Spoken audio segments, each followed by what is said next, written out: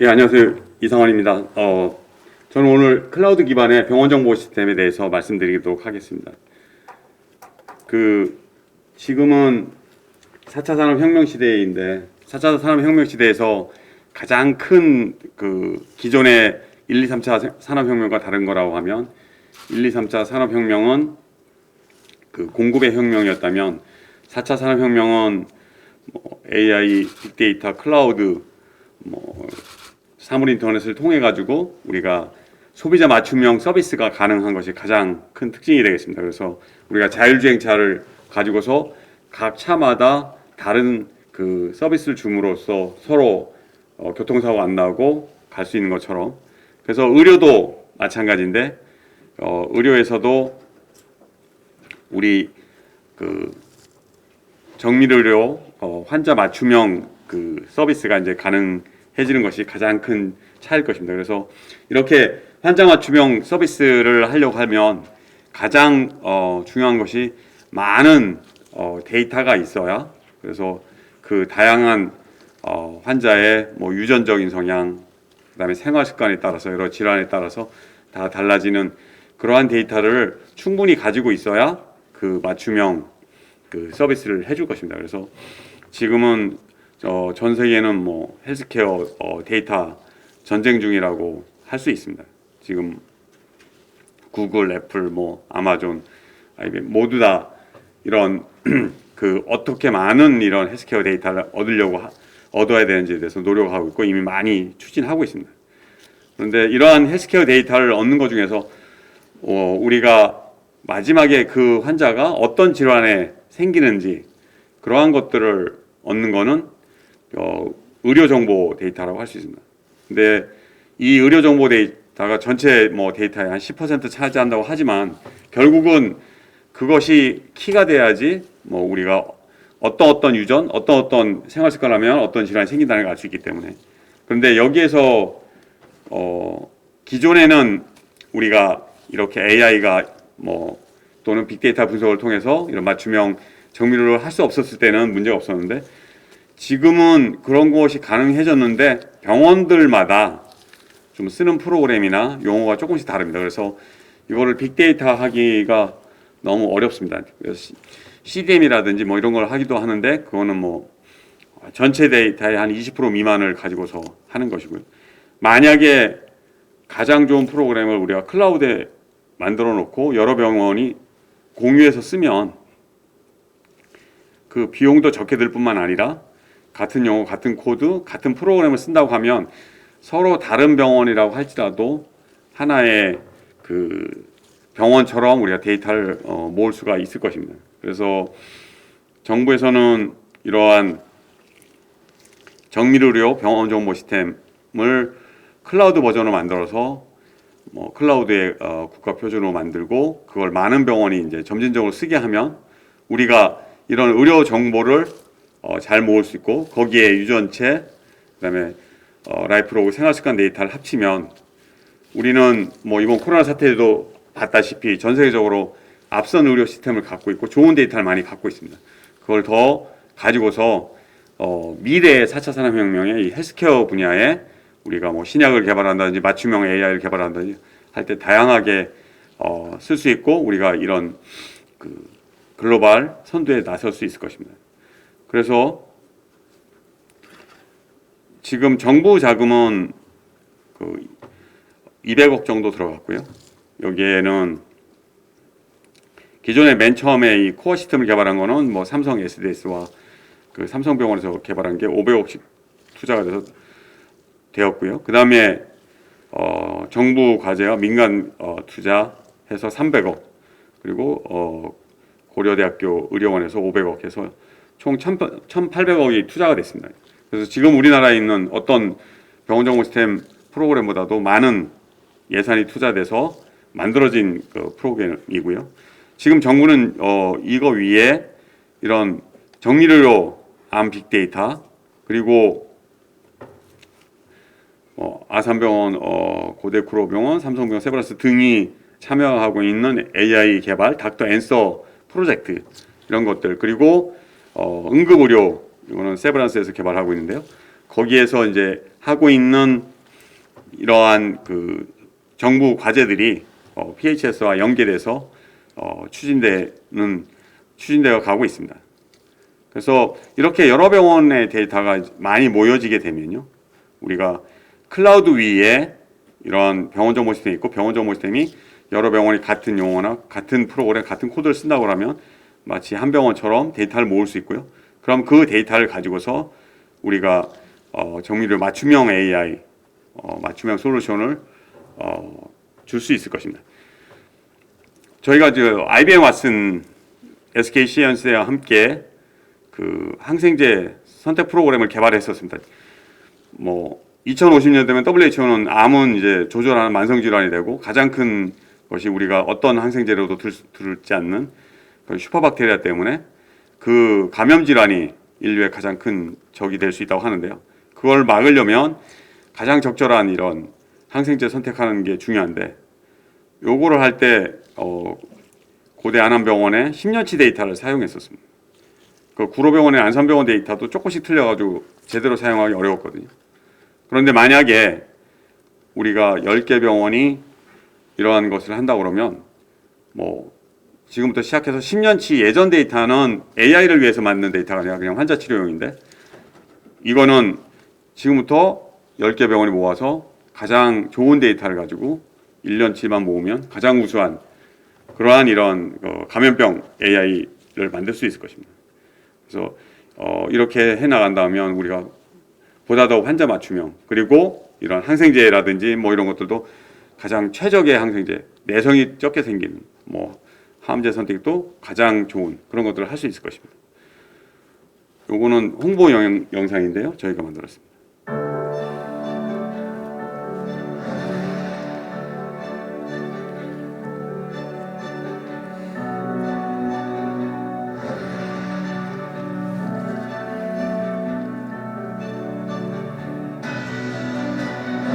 의료 기술이 한 걸음 발전할 때마다 인류의 건강은 두 걸음 행복해졌습니다.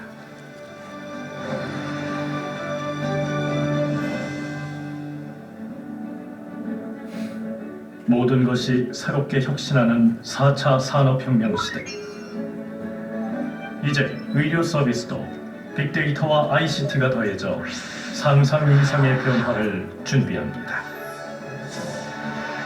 사람의 체질은 물론 생활 습관까지 정밀 분석해서 개인에게 꼭 맞는 진단과 처방을 해주는 미래형 의료 서비스, 정밀 의료를 향한 도전이 시작된 것입니다.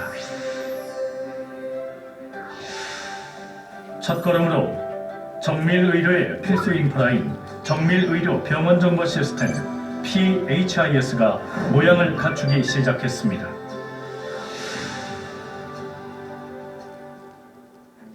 정밀의료 병원 정보 시스템 PHIS는 우선 각 의료기관별로 흩어져 있는 의료 데이터를 활용하여 정밀의료를 위한 분석 서비스를 제공합니다.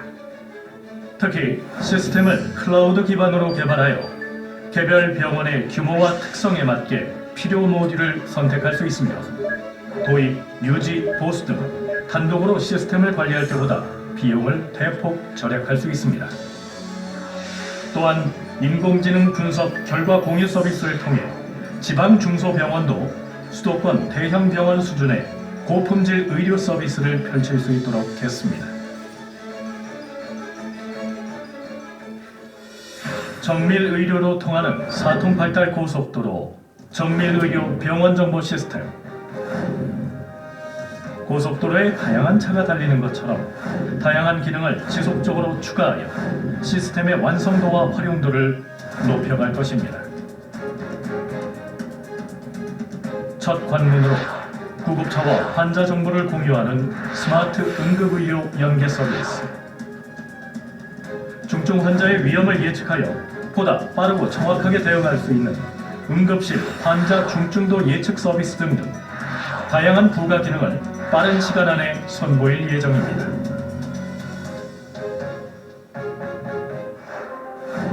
그럼 이제 정밀 의료로 달라질 미래 의료 환경을 살펴보겠습니다.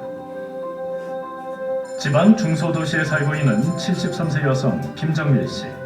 얼마 전 폐암이 재발해 집 근처 병원을 찾았습니다. 예전엔 일부러 서울 큰 병원으로 갔지만 이제는 바로 그 자리에서 진단과 치료가 시작됩니다.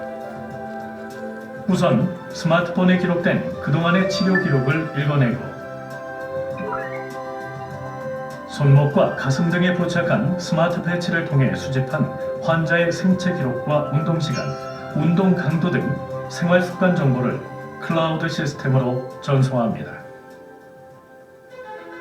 다음으로는 혈액 검사를 통해 분석한 유전체 정보와 객담, 엑스레이 분석 결과 등이 클라우드에 있는 인공지능과 연결되어 모든 정보를 취합 분석하여 최적의 치료 방법을 제시해 줍니다. 지방에 있는 담당 의사는 인공지능의 도움을 받아 치료 방법을 최종적으로 결정하게 됩니다. 진단에서 치료, 사전 예방까지 이제 도시와 지방, 병원 규모와 상관없이 국민 모두가 최상의 서비스를 누리고 질병 사전 예방으로 의료비를 절감하는 바로 그날이 다가오고 있습니다.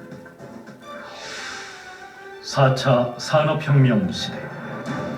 첨단 ICT 기술과 최고 수준의 의료 기술이 만나고 피우는 정밀 의료 서비스. 글로벌 의료 강국을 향한 첫걸음을 시작합니다.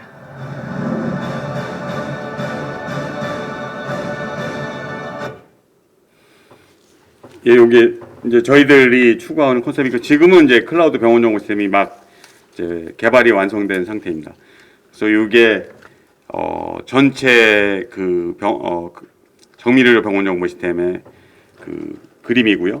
요게 보면 클라우드에 진료뿐만 아니라 원무, 간호, 진료 지원 그리고 병원의 행정 업무까지 전부 다 포함되어 있습니다. 그리고 그 이외에 모바일 EMR이라든지 PHR이라든지 뭐 스마트 응급의료라든지 그러한 것들이 이제 독립된 연계 모듈로 되어 있습니다. 그러면 말씀드린 것처럼 여기에 있는 여러 병원의 데이터가 같은 용어, 같은 시스템으로 이렇게 모여지면 그거를 분석해서 우리가 뭐 정밀의료 맞춤형 AI를 개발한다든지 또는 신약 개발에 활용한다든지 이러한 것들이 가능해질 것입니다.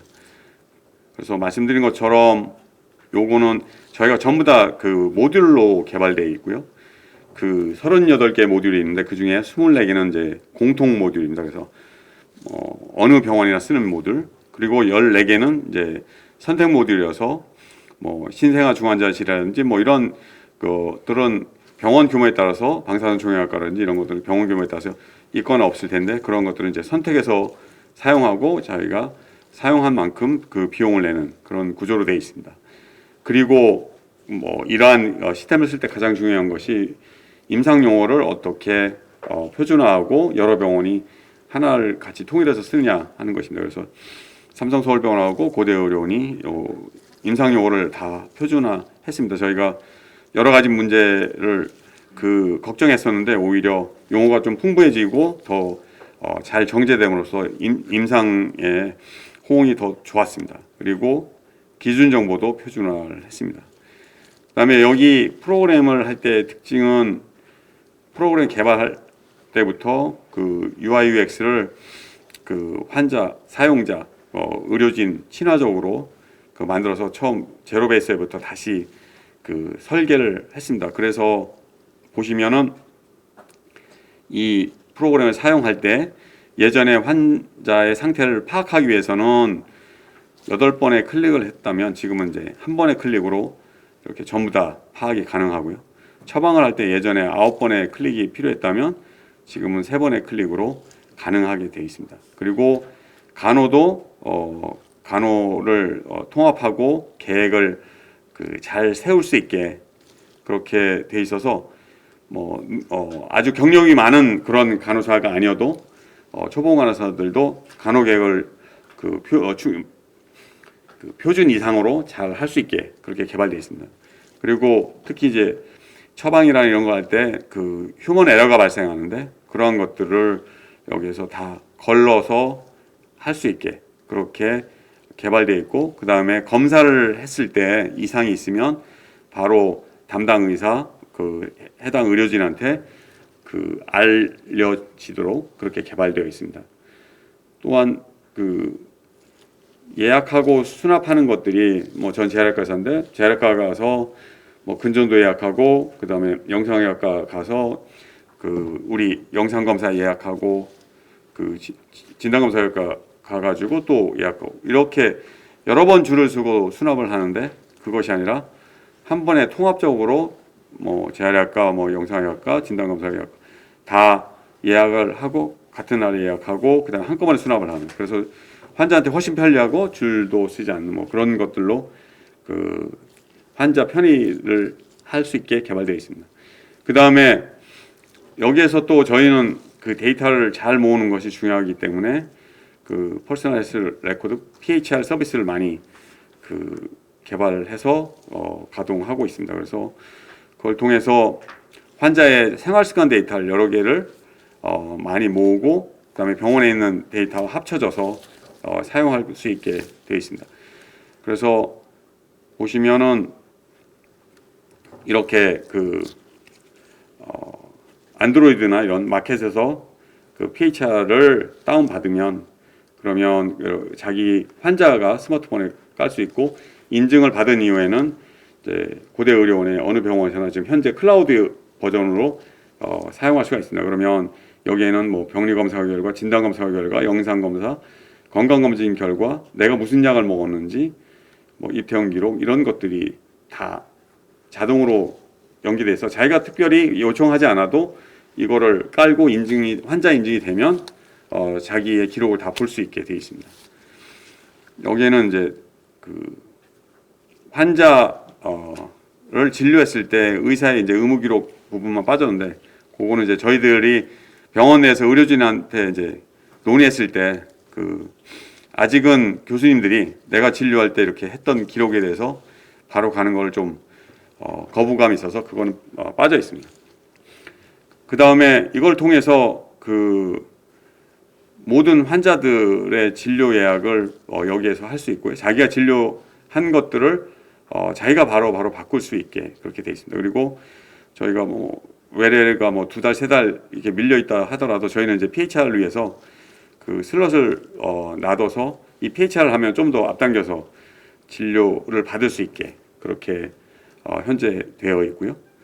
그 다음에 이런 모든 검사 결과를 자기가 알 수 있습니다. 앞으로는 이런 검사 결과를 이제 시계열로 보여줘서 그거를 AI랑 접목하면 뭐 그 환자가 신장내과에서는 뭐 신장 기능이 좀 떨어지고 있는데 뭐 재활학과나 정형외과에서는 계속 그 NSAID 소염진 통제를 많이 처방한다든지 뭐 이런 왜냐하면 환자를 3분 안에 다 봐야 되는 현실이 있기 때문에 그 모든 검사를 다 이렇게 보면서 할 수 없는데 만약에 뭐 비유행 크라이텐이 정상 범위이지만 사실은 조금씩 뭐 나빠지고 있다 하면 그런 것들은 AI가 걸러서 이제 해줄 수 있는 그런 단계로 갈 것입니다.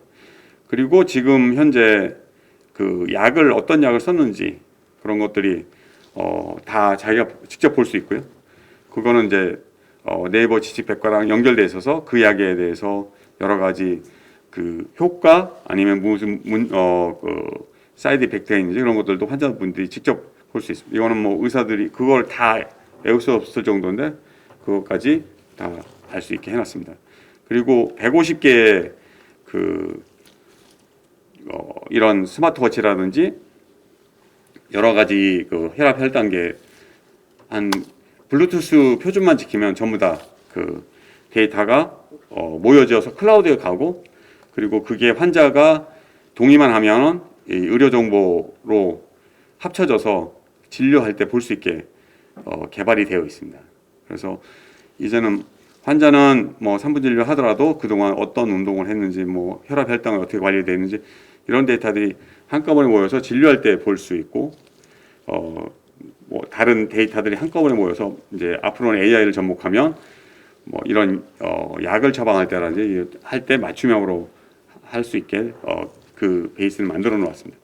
그리고 이번에 이러한 PHR 서비스를 했기 때문에 그 코비드 19 때 이러한 대구 경북 지역 이외에서는 고대 의료원이 최초로 생활지원센터를 그 경주에 개설을 했습니다. 이걸 할 때 저희가 복지부에서 그 전날 요청받고 그 다음날 아침에 그 오픈을 했는데 그날 저녁에 저희가 개발한 PHR을 바탕으로 그 이런 생활 치료센터에 대해서 그 운영하는 시스템을 개발하게 했고 그 다음날 아침에 저희는 이제 베이스가 다 있기 때문에 그 다음날 아침부터 운영할 수 있었습니다. 그래서 이걸 가지고서 지금 여러 그 고대뿐만 아니라 다른 그 생활치료센터에도 적극 활용하고 있습니다.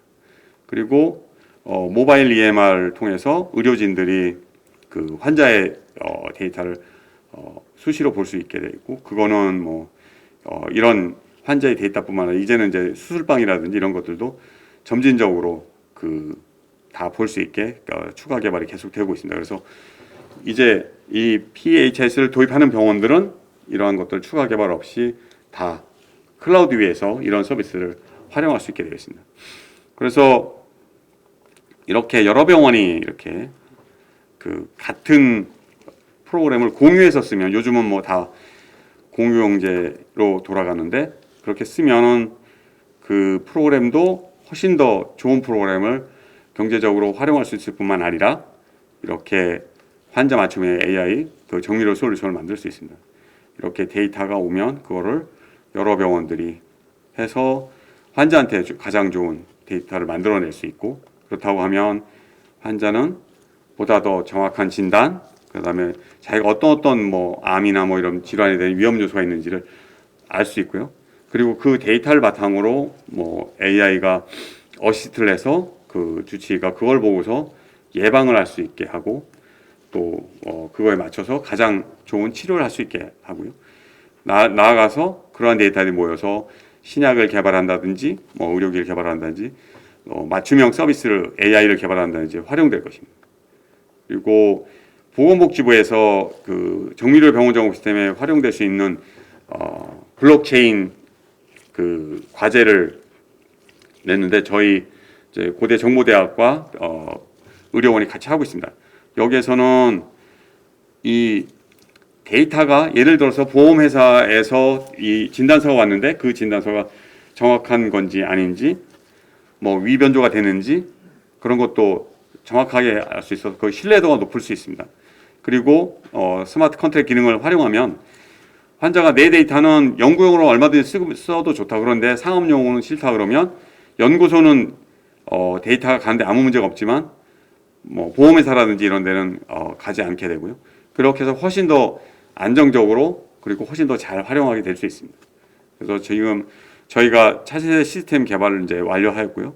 이러한 분석을 통해서 점점 맞춤형 솔루션도 하고 2022년에는 블록체인 기술도 저희가 이제 적용할 수 있습니다. 그래서 점진적으로 이런 정밀의료 솔루션을 하려고 하고요. 현재 12월인데 저희가 프로그램 개발을 10월 말에 마쳤고 지금 계속 통합 테스트를 하고 있습니다. 그리고 통합 테스트를 하면 지금 12월 말에는 이제 병행 오픈을 하고요. 3월에는 그 안암병원이 기존 시스템을 완전히 없애고 이 신시스템을 가지고서 100% 가동하게 됩니다. 그리고 2개월마다 구로병원과 안산병원이 오픈하게 되고 그리고 다른 병원들도 계속 이 보고 확산하게 될 것입니다. 그래서 현재는 2, 3차 병원이 그 내년에는 한 8개 병원, 그 다음에는 한 14개 병원 이렇게 점진적으로 늘어나게 될 것이고 이거는 클라우드에 있기 때문에 이제는 가입해서 쓸 수 있는 그리고 마이그레이션 최소화하면 인터페이스만 된다면 쓸 수 있는 그런 쪽으로 가고 있습니다. 정부에서도 그 마이데이터 헬스웨이로 이러한 그 인터페이스 그 표준을 추구하고 있는데요. 정밀의료 병원 정보 시스템도 당연히 여기에 이제 같이 하게 되고요. 그러면 병미랑 병호 정보 시스템에서 개발됐던 PHR이라든지 이런 것들이 다른 병원하고 데이터를 전송할 때 표준으로도 활용될 수 있고 뭐 우리가 심평원 데이터든지 이런 것들도 활용될 수 있을 것입니다. 그래서 요거는 내년에 이제 ISP하고 후년부터 정보 추진할 건데 거기도 저희가 적극적으로 같이 갈 수 있을 것 같습니다. 그래서 궁극적으로 앞으로는 4차 산업혁명 시대이고 그 중에서 물론 이런 자율주행차 같은 뭐 모빌리티도 중요하지만 이런 그 헬스케어 분야가 굉장히 중요한데 그런 헬스케어 분야에서는 얼마나 그 고퀄리티의 의료 데이터를 잘 얻어내고 그거를 임상 정보, 그 유전체 정보, 라이프로그를 합쳐서 잘 만들고 이걸 가지고서 맞춤형 서비스를 하고 그 다음에 그걸 또 AI 기업이든 우리가 신약을 개발한 바이오 기업이든 함께 협력해서 사업해 나가는 것이 우리 나라의 미래가 걸렸을 텐데요. 그런 거에 이런 의료 정보를 모을 수 있는 좋은 그런 그 첫걸음이라고 생각합니다. 그래서 우리가 이런 것들이 이제 완성됐고 이런 걸 잘 해 나가야만 지금 4차 산업혁명 시대에서 대한민국 여기에 있는데 이거를 잘 환자단체, 뭐 시민단체, 그다음에 정부, 국회 그리고 우리 의료계에서 잘 협력해서 그 환자를 위해서 그리고 우리의 미래를 위해서 만들어 나가면 우리는 재도약할 것이고요. 안 그렇다고 막 그걸 우리가 사회적 합의를 못 이뤄내고 여기에서 좋은 데이터를 섞이게 되면 뭐 쇠퇴하지 되지 않을까 이런 중요한 분기점이 있고 우리는 꼭 이쪽으로 가야 될 거라 생각합니다. 예, 감사합니다. 네, 이사원님 강연 잘 들었습니다. 감사합니다.